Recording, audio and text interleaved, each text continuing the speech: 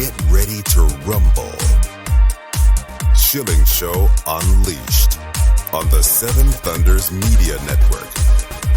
Former city councilor, husband, father, and community watchdog. Your host, Rob Shilling.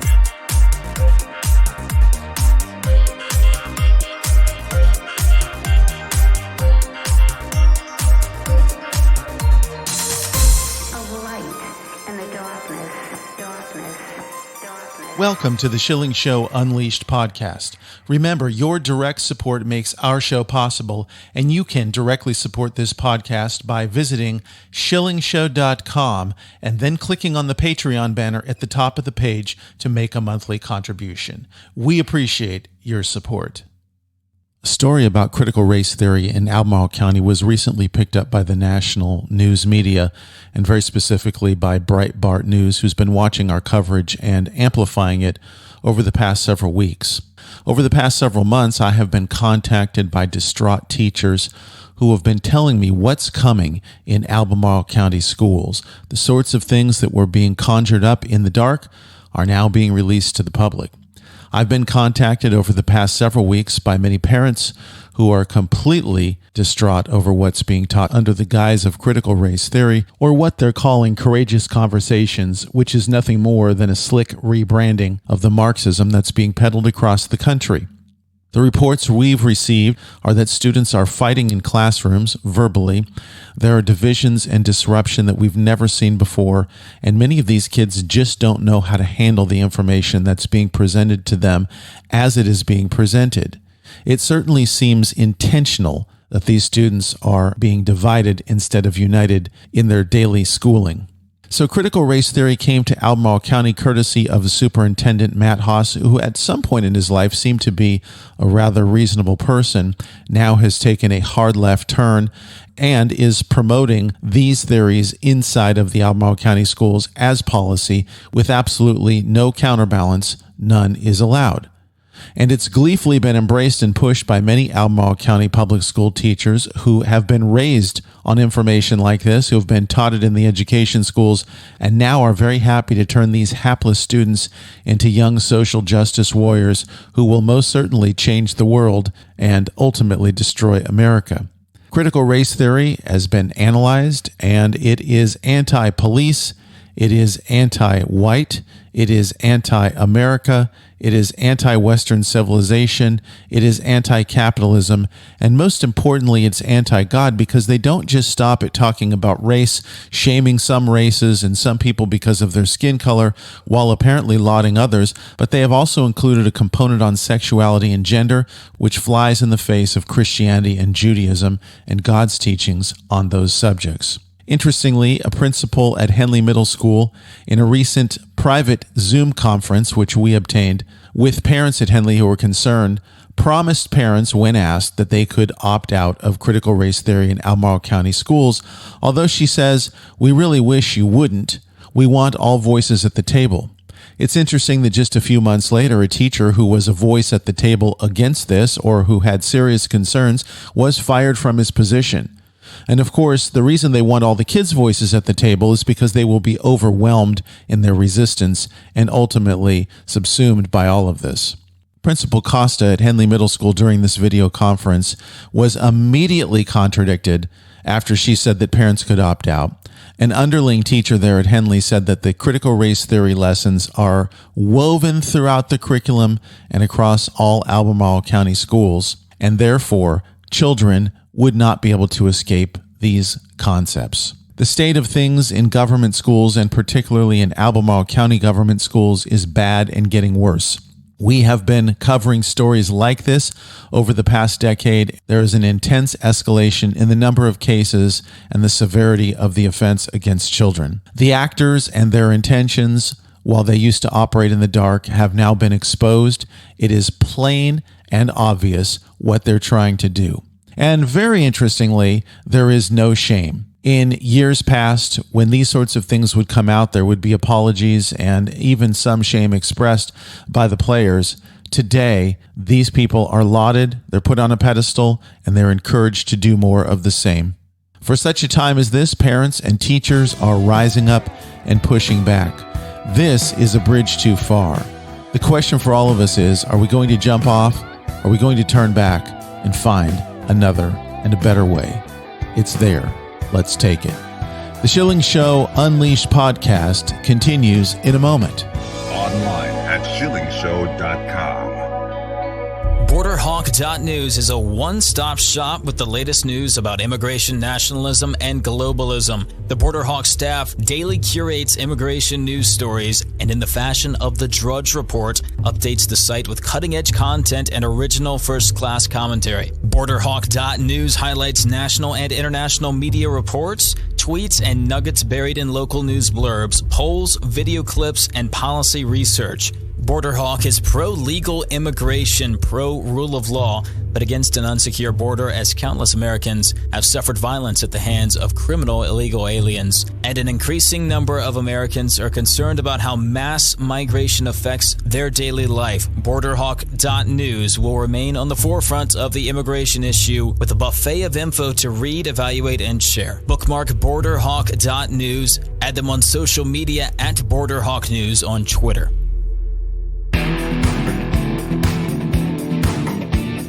Schilling Show Unleashed. The Schilling Show Unleashed podcast continues, and we welcome Jim Hanson, a U.S. Army Special Forces veteran, the founder of Security Studies Group, and the author of a terrific new book, Winning the Second Civil War Without Firing a Shot. Jim Hanson, welcome to the Schilling Show Unleashed podcast. Good to be with you. The words Civil War are frightening.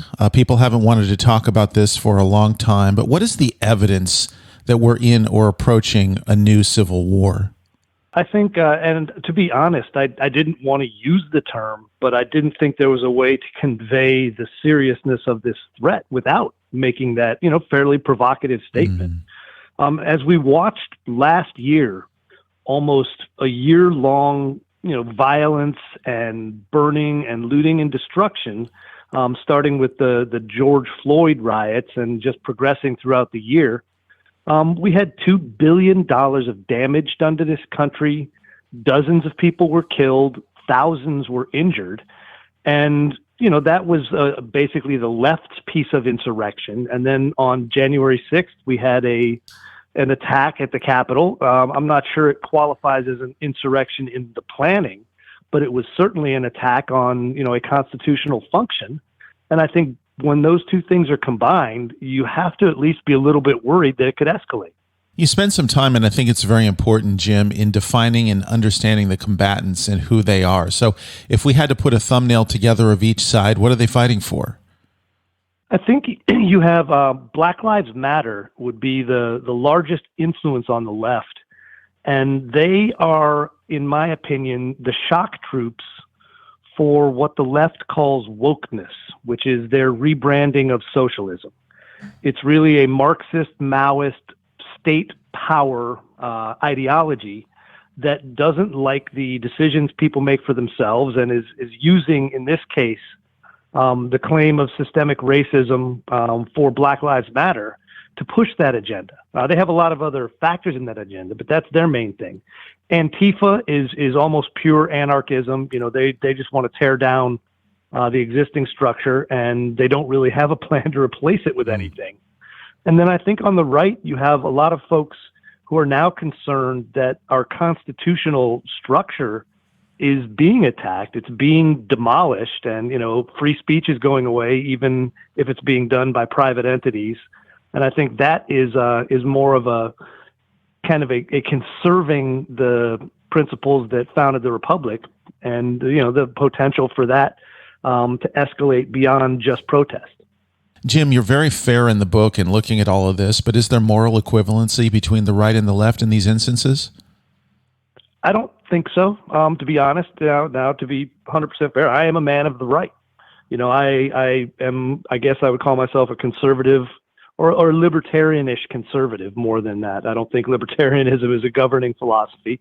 But I think the problem now is that while the left may have in their mind good intentions, the things they're doing don't achieve the goals they claim, and will essentially destroy the freedom and liberty that Americans enjoy and the prosperity and security that we deserve. So I think, while they may want to think they can socially engineer humans and build a better world, it's never worked. It can't ever work. People cannot be fixed. We're broken human beings. And I think it's fundamentally naive to try. And so they're doing a lot of damage. And I think the folks on the right who are opposing that need to do so in legal ways, but that we do most definitely hold the moral high ground. So why does the left not see this? In other words, they're enjoying the fruits and benefits of this society with all of our protections that are delineated in the Bill of Rights, with the benefits of capitalism, and yet they want to destroy these things. How do they not see what the end game is if they succeed? I think the fundamental difference is, are you dealing with emotions, which is what the left fundamentally functions about? They look at the world, they see disparate outcomes for different groups, they see, inequalities, and they decide then that those must be fixed. They have to do something to fix those. And they stop then what should be the next logical step, which is to try and determine what caused those inequities. They just decide that it must be, some sort of discrimination against the group that's not performing as well. And so the new buzzword for them is equity. And equity is simply equality of outcome as opposed to equality of opportunity. And I think they have skipped the need to look at the root causes for things like, they claim that there are a number more black people in prison, say 5 times as many blacks in prison as whites. And then they refuse to look at the fact that there is 5 times as much more violent crime in the black community and the white community. So it's not an inequity if you look at the cause of why they're in prison, but they claim it's an inequity because systemic racism is driving the police to arrest blacks at a greater rate. And that's just not how you do statistics. So they have a feel-good mentality as opposed to a pragmatic looking at root causes and trying to find ways to change the root causes, not the outcome. Jim Hanson, let's talk about this interesting thing that happened. You described this in the book. When we won the Cold War, all of a sudden that opened up the resources for a domestic battle or a domestic Cold War. I've never heard it put that way, but it makes perfect sense. I think when you look at how the time from the post-World War II through about the presidency of Barack Obama, the political right focused on national security and foreign policy and business. Those were the things that were the major focuses of that political movement. And the left focused on fundamentally transforming our society. And you have to admit, both groups were successful. We defeated the Soviet Union. We made the world a much safer, more prosperous place. And they managed to take over the entire academic structure of this country and start teaching a concept that says that America is a fundamentally flawed country that hasn't been fixed. And consequently, we must atone for our sins and basically remake the country after we first burn it down. And I think that has led to their control of not just the university system, but the lower level education systems. They've put themselves in most of the permanent bureaucracy of government at all local, state, and federal levels.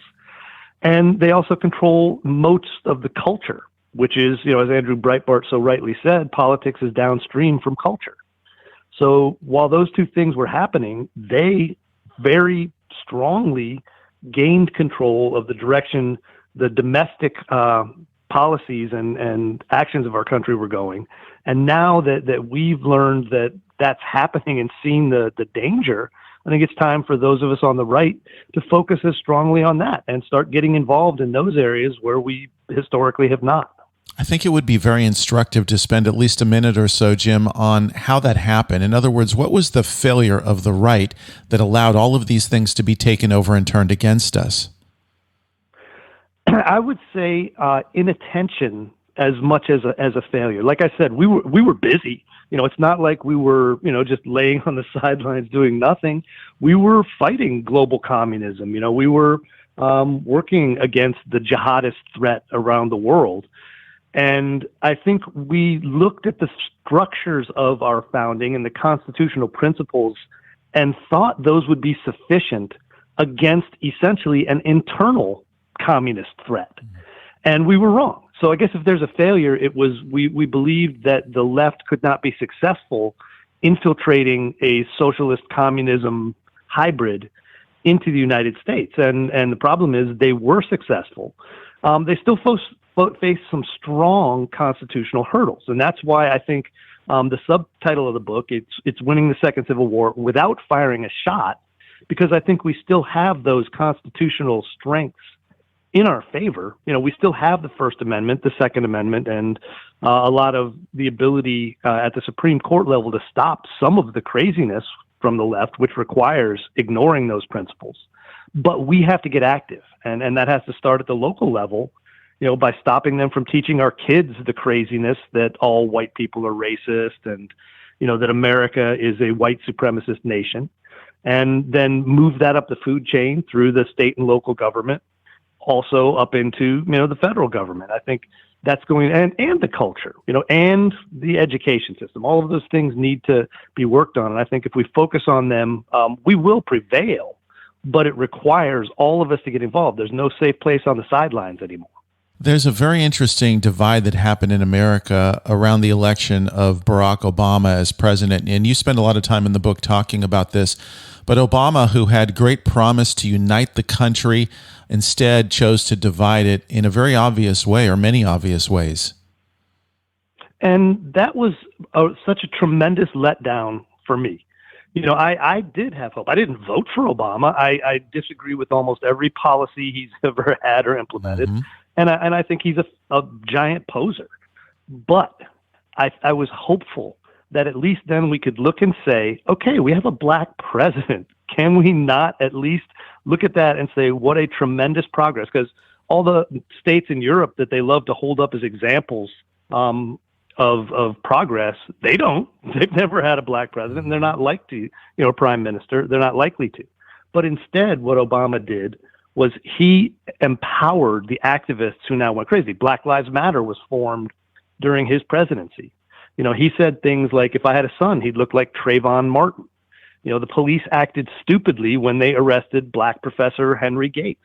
He basically told these groups that their grievances were real and that they should push for some flavor of reparations type spoils, if not, you know, direct payment reparations, then quotas to push, you know, equal outcomes and things like that. So I think he was tremendously divisive. And while he had a smiling, happy face on it, he was the most destructive activist president we've had in my lifetime. So following those 8 years of Obama, which were really hard to live through, then 2016 happened, and something that a lot of people didn't expect, the election of Donald Trump. How did that change things up? It was a bomb for the bomb throwers of the left, because what it did was it was a backlash against what Obama did. You know, normal America, which up until then was worried about getting the kids to soccer practice, now was faced with the fact that there were riots and there were, you know, activists saying crazy things and all of this, and that the borders were being opened, you know, and there was open immigration, and all these things were happening that no one had expected to really reach the mainstream level Obama sent it to. So when Trump came in, the left was shocked, you know, that there was that much support for traditional American values and our founding principles. And it made them mad. They thought they were winning. They were winning. You know, they made them mad that they had been thwarted in some way. And they got so angry, they ripped their masks off. And, you know, they had been successful because they had been doing a slow march towards socialism. And now they went into full revolutionary mode and got angry and said, yeah, you're right. We do hate this country. We do want to burn it down, and we want to build a socialist paradise. And that really now has completely shown that there's a divide between the left and right. And I think that makes it more likely that people who don't believe America is a racist country are going to look at which side of that divide they belong on and decide it's the side of the right and join us in, you know, restoring the constitutional republic to its normal status. So we went through those 4 years, which were very tumultuous, and you talk a lot about that in the book. And then comes 2020, and 2020, a year like no other for many reasons, but surrounding the campaign and all the things that happened leading up to the campaign and then Election Day, that was really unprecedented. It was the worst election we've held in modern history. It's hard to judge it against, elections back in earlier times where there was so much less accountability, but we had tremendously little accountability. I think there was a great job by the Democrats of never letting a crisis go to waste, one of their, favorite things to do. And they used COVID to remove so many safeguards that are in place to protect elections, like validating registrations, purging voter rolls. They expanded mail-in and absentee balloting to the point where in many states they mailed ballots out to anyone who had ever registered, and there was no control over that. And then when ballots came back to be counted, in many places they stopped, checking them against signatures. They stopped requiring these additional things, and people looked at that and said, "This is wrong." And we may or may not ever know exactly how bad the election was, but it was horrifying to people to see that our electoral process could be perverted that quickly and that effectively. And so now that backlash obviously led to, January 6th. But I think it's also led to something much better than that, which is a renewed vigor at the state level where Republicans control many legislatures. I think it's 22 or so. And they're rewriting election laws. They're returning essentially to the 2018 model where you had to know who was voting and only legal voters vote. And I think that's a strong thing to recall, is that we still have a lot of those arrows left in our quiver. They have not won this game. And I think 2022 is going to be a landslide where we retake the House and really get ourselves back into a good position for the counterattack. And yet the GOP seems to fail, and the right seems to fail in messaging constantly, because as we look at the national legislation, H.R. 1 and so forth, trying to take over the elections nationally, and we hear this repeating mantra that the Republicans are suppressing the vote or trying to keep people from voting. And this is repeated in the media. I'm sure it's being taught in the government schools. Oh, and I think you hit the nail on the head with the fact that they're always better at messaging. And I think part of that is messaging is PR, it's advertising, essentially, which is a creative class kind of task. And a lot of the creative class is on the left. That's one of the dividing things we do. They know how to manipulate emotion because they're people who live by their emotions. So they're much better at doing that. And then we are stuck arguing facts. And I think one of my favorite phrases is, the left giving away ice cream while the right is selling broccoli. And, okay, you need broccoli, but it's a tough message to tell people when there's the guy over there willing to hand you an ice cream cone. So I think it's difficult for us, and I think the GOP is functionally useless in that regard.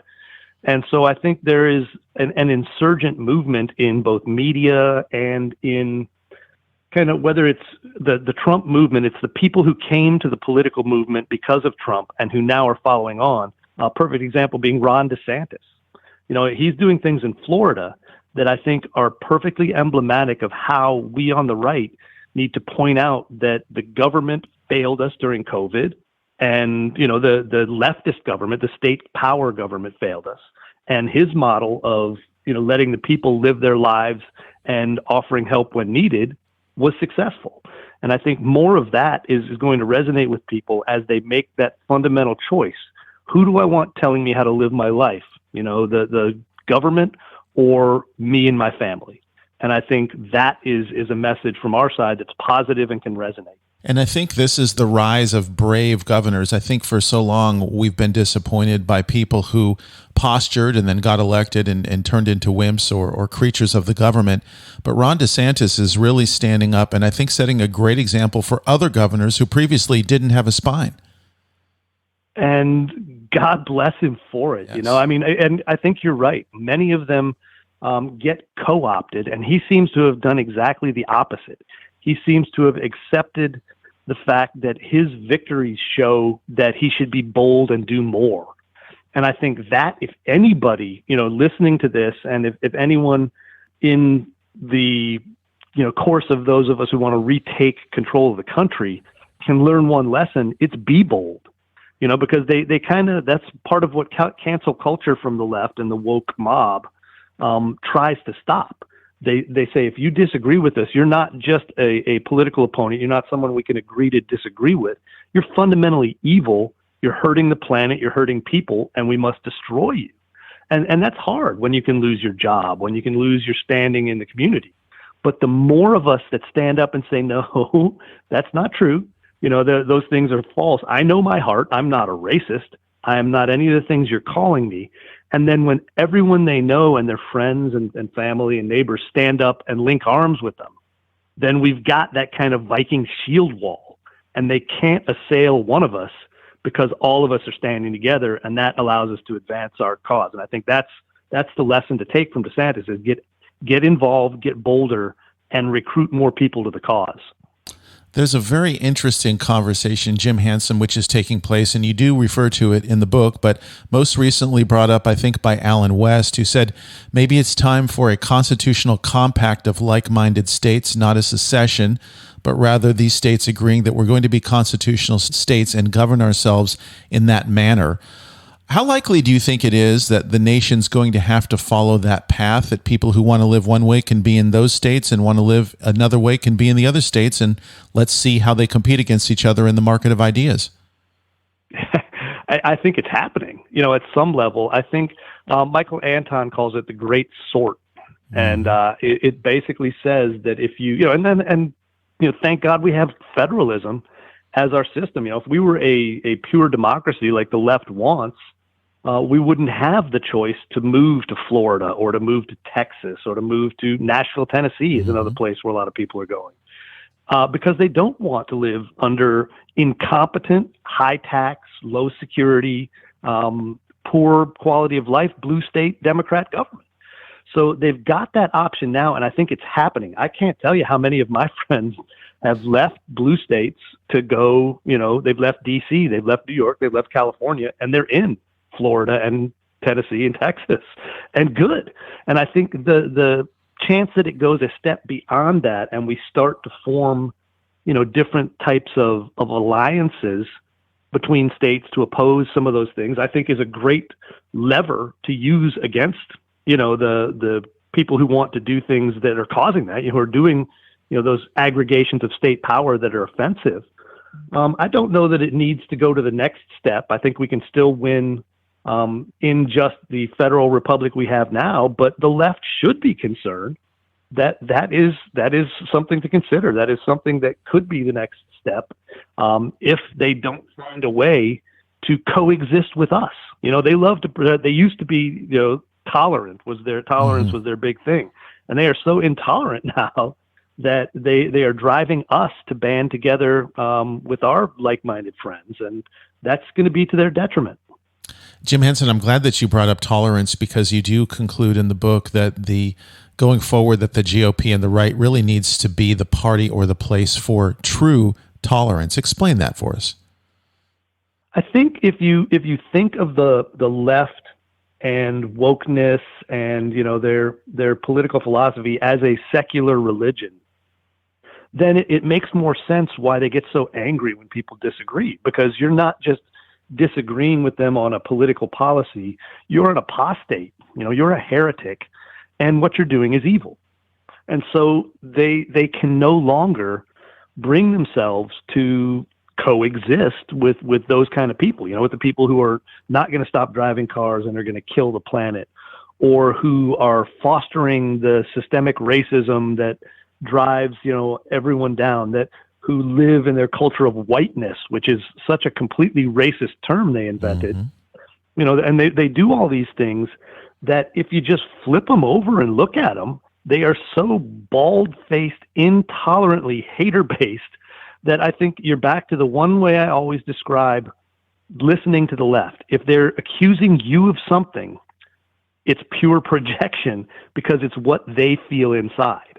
And so they do have so much hate because their emotions tell them that we're doing bad things and we must be stopped. And that makes it impossible for them to live and let live. And I think we can do that. We on the right, and that's where that libertarian streak of at least philosophy comes into play, are willing to say, if I'm not hurting someone or you're not hurting someone, then who are you to tell me what to do or not do? No, shut up, leave me alone. I'm going to live my life. I'm going to live it well, and I'm going to do so in ways that advance, in my mind, prosperity for everyone, in the common defense. But they're not willing to do that. So as we push forward a new brand for the right, that's a beautiful piece of it. It's the live and let live philosophy, and against, the hater-based philosophy of the left. Jim Hanson, if people would like to get a copy of Winning the Second Civil War Without Firing a Shot, or get more information on the work that you do, tell us how, please. You can get it at Amazon or Barnes & Noble. If you go to americamatters.com, there's a link there also, and nice long video where I discuss the book and some of the concepts. But this was fantastic, and I appreciate the insightful questions from you. Thank you so much for joining us today on the Schilling Show Unleashed podcast. That concludes another edition of the Schilling Show Unleashed podcast. Visit us online at shillingshow.com, where you can directly support this podcast by clicking on the Patreon banner at the top of the page and making a monthly donation. Your support is essential for the continuation of the Schilling Show Unleashed podcast. Until next time.